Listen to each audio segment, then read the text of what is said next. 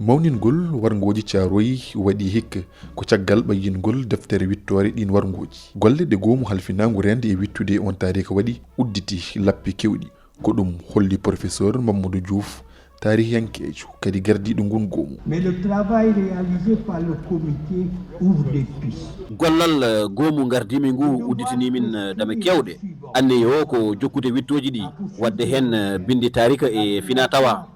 defte e ɗemɗe gendiji ngam ɗum wawa janguinede so ɗum waɗi ma dongre Afrique nde wawa yiide hen hoore mum no fewi et alimenter des mémoires au service du continent.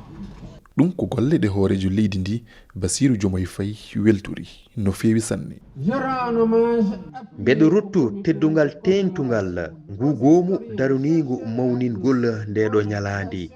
tarikiyankoɓe loskiyankoɓe e dendagal ɓe ganduɗa ngolli tawi hewɓe hen ko e suuɗdi mbaɗi ɗum ngam uddidde ɗeɗo golle ɓooyɗi wonde kumpa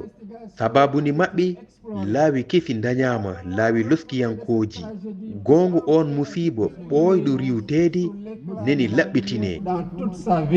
ngam wurnude o tarih horejo leydi ndi darni peeje keeriɗi ina tawe e ɗen mahugol nokku mawɗo e dow inde ɓen tirailleur en kono noon kadi en nannude oɗo tarih e jangde leydi Sénégal.